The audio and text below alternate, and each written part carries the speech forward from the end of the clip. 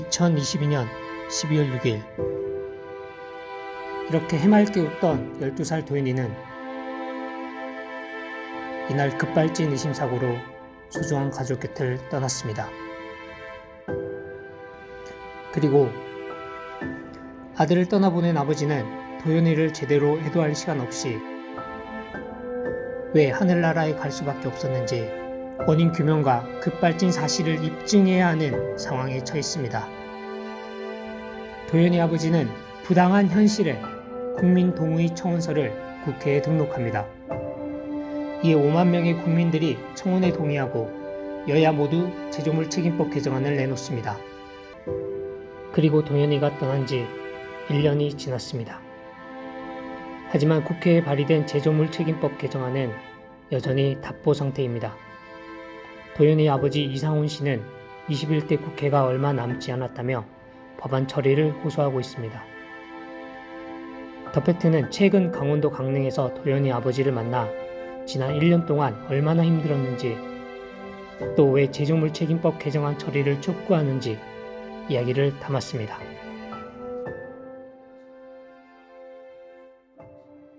부탁드리겠습니다.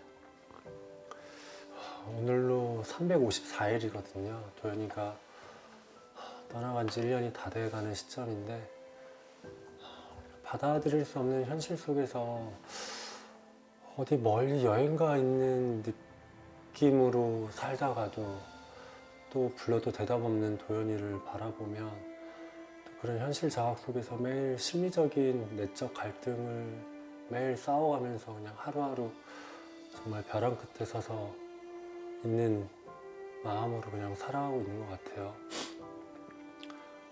도현이 떠나보낸 지 한 달 전쯤 도현이 떠나보내고 1년이 되기 한 달 전쯤에 와이프가 저한테 한 달 남았어 라고 얘기를 하더라고요. 그래서 한 달 남았다는 의미를 잘 모를 것 같아서 다시 얘기해 주는 거라고 얘기하면서 예전에 얼짱시대 고 이치훈 씨가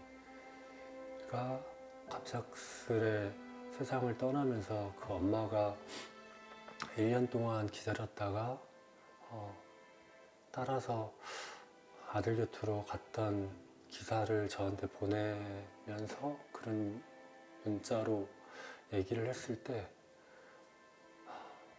한 달 뒤에 혹여나 와이프가 다른 생각을 하면 어떻게 하나, 그때 나는 어떤 결정을 해야 되지? 남아있는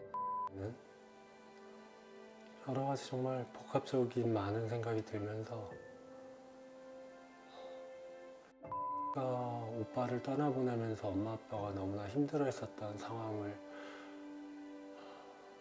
너무 크게 그게 아팠는지 자기는 엄마 아빠보다 빨리 죽을 거라고 혼자 남아있으면 자기가 그 모든 상황을 다 견뎌야 되는 그 아픔을 알기 때문에 먼저 빨리 죽어야겠다고 항상 얘기를 했었어요. 그 사고 이후에.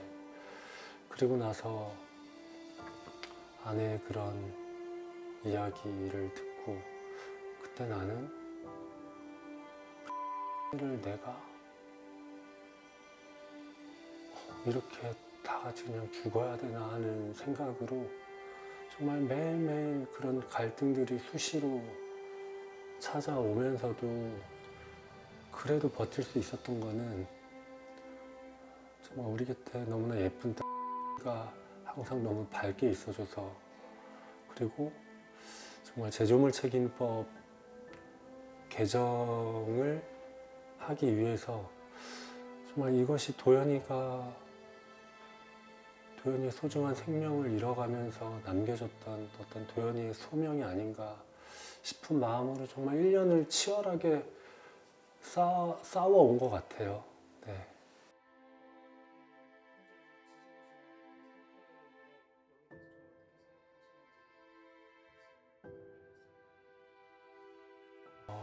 정말 많은 개정해야 될 법안들이 있지만 2월 달에 그렇게 국민동의 청원을 통해서 청원이 완료가 되고 또 소관위원회에서 정무위원회에서 그렇게 회의를 했던 회의 내용들을 보면 정말 여야 의원들이 5차례에 걸쳐서 또 대표 발의까지 하셨으면 어쨌든 여야 의원들 모두가 5차례에 걸쳐서 대표 발의할 정도로 개정해야 될 의지는 분명히 있다라고 생각하면서도 6월달 정무위원회 회의 이후에 현재까지 아무런 진척되는 사항 없이 이대로 그냥 묻혀있는 것 자체가 너무나 사실 답답하고 괴롭습니다. 정말 21대 국회가 개정해야 될 의지가 있는지 사실 너무나 궁금해요. 왜냐면 내년에 총선이라고 하니 어떻게든 올해 안에 어떤 결과물들이 나와야 내년에 본회의에 상정이 되고 또 저희가 강원도 의원분들, 강원도 국회의원분들을 만나려고 직접 국회에 찾아가서 권성동 의원님, 허영 의원님, 박정호 의원님 모두 만나서 정말 제조물 책임법이 개정이 돼야 된다고 간곡하게 호소도 드렸지만 의원님들이 그러세요.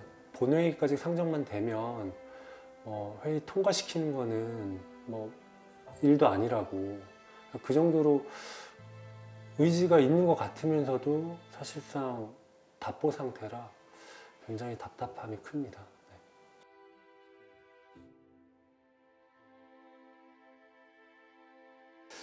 일단 사고 발생 이후에 지금까지 싸우면서 모든 입증 책임을 운전자, 소비자, 유가족이 해야 된다는 것 자체가 너무나 힘들었고 그 모든 과실이 운전자의 과실로 항상 결부지어서 국가수에서는 얘기를 하고 있어요. 네. 정말 공신력 있는 국가수에서 소프트웨어 분석은 하지 않고 사고 이후에 자동차에 대한 기기적 결함이 있었는지 여부, 그 다음에 제동 페달 관련된 부분들만 가지고 분석을 하는데 그 EDR 분석이라는 거는 말 그대로 이벤트 사고 기록, 그 에어백이 터지면서 에어백이 전개되면서 그 차량의 상태를 기록한 장치일 뿐인데 그 기록한 장치가 실제 운전자가 조작했다라는 사실 여부는 전혀 입증하지 못하고 그냥 운전자의 과실로 운전자가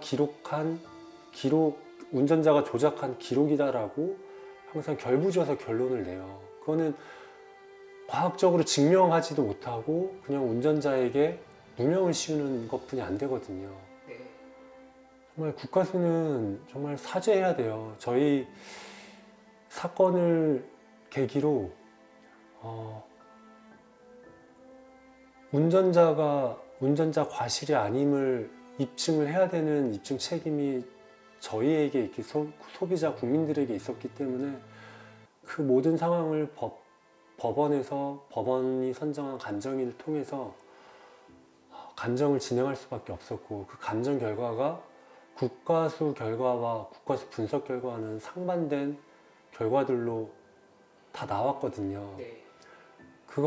그렇다는 것은 결과적으로 국가수는 EDR 기록만을 가지고 분석을 한 것은 명확한 거고 그 EDR 분석은 명확하게 분석을 하셨겠죠. 단 그것이 운전자가 조작한 기록인지 여부는 알 수 없기 때문에 운전자가 이랬을 가능성이 있다. 추론해서 결론을 냈어요. 전부 다. 저희 사건 기록에서 보면. 네.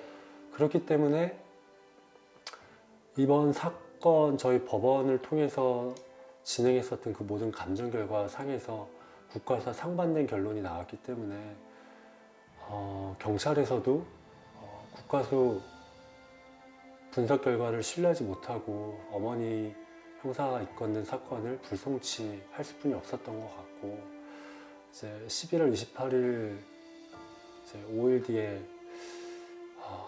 이제 3차 공판이 있는데 그때 이제 법원에서 분명하게 현명한 판단을 내려주실 거라 믿습니다. 네. 그러니까 일단 급발진 의심 사고가 발생이 되면 1차적으로 국가수에서 EDR 데이터를 기반으로 분석을 하세요. 그러면 그 분석 결과가 운전자 과실이다라고 항상 결론이 났어요. 네. 그러면 운전자 측은, 소비자인 유가족 측은 그 국가수 분석 결과를 뒤집기 위해서 싸워야 된다는 거죠. 쉽게 얘기하면 제조사는 정말 강 건너 불구경하듯이 뒷짐지고 아무 조치도 안 하고 있고, 정말 지금까지 10개월, 11개월이 지나도록 제조사는 아무런 입장 표명조차 하고 있지 않아요. 왜냐하면 국가수가 제조사를 대변해서 운전자 과실로 결론을 냈기 때문에. 그래서 1차적으로 만약에 소송을 해서 싸워야 된다라고 하면 제조사랑 싸우기보다 국가수 분석 결과를 뒤집을 수 있을 만한, 입증할 수 있을 만한 자료를 우선적으로 찾고 그 결과를 뒤집을 수 있을 만한 증거가 없지 않는 한 일반 국민들은, 소비자들은 그냥 운전자 과실로 결론이 날 뿐이 없는 상황에 처해 있는 거죠. 그래서 저희도 지금 싸워가고 있는 모든 과정에서 정말 제조사는 뒷짐지고 있어요. 아무 조치도 안 하고 있고, 우리가 국가수 검사 결과를, 분석 결과를 뒤집는 이런 결과물들이 나오기 시작하니 이제 어떤 방향으로 제조사에서 입장 표명을 할지 굉장히 궁금하기도 하고요. 네, 답답합니다. 알겠습니다. 지난 6월 22일이죠. 박근혜 보셨을 텐데 정무위에서 이제 제조물 책임법 입법 논의가 이루어질 당시 이제 공정위 윤수현 부위원장이 나와서 이제 이야기를 했었는데, 거기에서 이제 공정위 입장은 제조물 책임법에 대해서 좀 부정적인 입장을 보였잖아요. 여기에 대해서 하고 싶은 말이 계실 것 같은데 부탁드리겠습니다. 정무위원회 회의 내용을 보면 정말 여야 의원분들이 이제는 해야 된다라고 강하게 얘기하고 계세요. 근데 정부 측인 공정위는 두 가지 입장으로 크게 반대를 하고 있는데, 첫 번째는 산업계 전반에 미친 영향이 크다는 이유이고요. 두 번째는 입법례가 없다는 이유로 반대하고 있어요. 그 첫 번째, 산업계에 미친 영향이 크다는 이유로 그 국민들의 생명을 담보로 저울질하는 태도 자체가 정말 이해할 수 없어요. 국민으로서는. 정말 국민들이 요구하는 거는 모든 급발진 시, 그러니까 모든 제조물 책임법, 제조물에 대해서 개정하자는 게 아니라 저희가 요구하고 또 국민들이 동의했던 청원안은 급발진 시만이라도 결함 원인에 대한 입증 책임을 전환시키자라는 내용이거든요. 네. 그렇게 본다면 산업계 전반에 미친 영향이 크다는 이유도 제거가 될 뿐더러, 정말 또 급발진 시만이라고 한다면 그 급발진을 인정할 만한 어떤 정황 증거들을 분명히 제출해야지만 인정을 하고 결함 원인을 입증 책임 전환을 시키자라는 내용인데, 그런 정말 말도 안 되는 산업계 전반에 영향이 크다는 이유 하나만으로 정말 국민들의 생명을 담보로 저울질하는 정말 태도에 정말 개탄스럽습니다.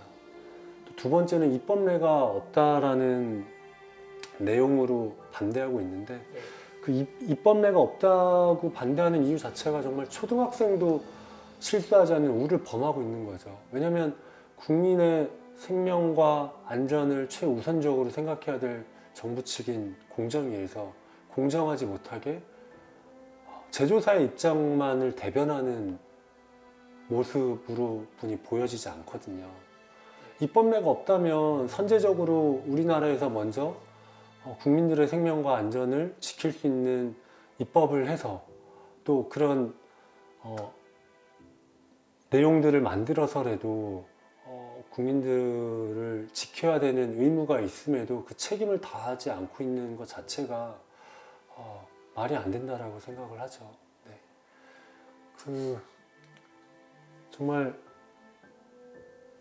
그런 상황들을 바탕으로 급발진 관련된 연구 용역을 의뢰해서 지금 11월쯤에 나온다라고 알고 있는데, 정말 그 용역 결과가 정말 정당한 절차와 정말 공정한 절차에 의해서 연구 용역이 진행이 됐다라고 한다면 모든 국민들 앞에 그 연구 용역 결과도 정말 오픈해야 된다라고 생각이 됩니다. 알겠습니다. 현재 아버님께서 그리고 가족들이 제일 바라는 점이 무엇이고 또 정부와 국회에 당부하고 싶은 말이 있으면 해주시면 감사하겠습니다. 도연이 사고를 계기로 이 급발진에 대한 이슈가 정말 본격화됐고 공론화되었다라고 생각이 돼요. 근데 정부와 국회에서 움직이지 않으니까 현재 자발적으로 지자체에서 급발진 사고 이후에 어떤 대책 마련을 위해서 조례안을 만들고 있어요. 이미 서울시도 만들었고 경기도의회도 입법을 예고했고 강원도 의회에서도 지금 준비 중에 있고요. 또 충청도 쪽에서도 준비하고 있어요. 아니 상위법을 만들어야 되는 국회에서 정부에서는 움직이지 않고 있는데 지자체에서 먼저 자발적으로 움직이는 것 자체가 너무 웃기지 않습니까? 네. 아니 우선적으로 정부에서 먼저 발빠르게 최우선적으로 대응하고 선제적으로 움직여야 됨에도 불구하고 지자체에서 움직이는 것 자체가 너무 심각한 대한민국의 상황을 정말 역설적으로 말하고 있는 것 같아요. 정말 국민의 생명과 안전을 최우선시해야 되는 정부를 믿고 어떻게 국민들이 살아가야 되는지 정말 막막합니다. 이제는 정부가 움직이지 않으니 이제는 국회에서 제발 나서 주셨으면 좋겠습니다. 네. 이 제조물 책임법 개정은 그 AI 시대에 특히 레벨 4라는 지능형 자율주행 차량으로 다가가는 시대적 관점에서도 반드시 필요한 법 개정안이고 지금 공론화되고 이슈화되었을 때 개정되지 않으면 도대체 언제 할 수 있겠습니까? 이제는 바뀌어야 된다고 생각이 됩니다. 정말 도연이 사고를 단초로 더 이상 대한민국에서 급발진 사고로 목숨을 잃는 일이, 소중한 목숨을 잃는 일이 없었으면 좋겠고 또 모든 급발진 시 결함 원인에 대한 입증 책임이 아무런 정보도 가지고 있지 않는 소비자가 해야 되는 자체가 정말 말이 안 되는 상황이거든요. 네. 정말 도연이 사고를 단초로 대한민국에서 발생되는 모든 급발진 사고 시 결함 원인을 제조사가 밝힐 수 있도록 더 이상 제조사가 방관하고 묵과하지 않도록 법 개정이 반드시 이루어지도록 국회의원분들께 간곡히 호소드립니다. 이상입니다. 감사합니다. 인터뷰 내내 차분했던 도연이 아버지는 인터뷰가 끝난 후에 지금의 현실이 너무 힘들다고 토로했습니다. 급발진 사고 하나로 도연이가 없어진 이 사고 하나로 그냥 모든 일상이 다 깨져버렸죠. 그냥 모든 것이 그냥 괜찮은 척 아닌 척 살아가는 거지. 사고 당사자인 어머니도 정말 많이 힘드시겠죠, 정신적으로. 근데 또 아내를 보자면 아내는 또 아내대로 그러니까 그 중간에서 내 아들은 없고 내 엄마는 내 아내는 이 미칠 것 같아요 정말. 와 이걸 어떻게 이렇게 감당하고 평생을 살아야 되는지. 도연이 아버지가 제조물 책임법 개정안 처리를 국회에 호소하고 있는 만큼 더 늦기 전에 국회가 행동으로 보여줘야 할 때입니다.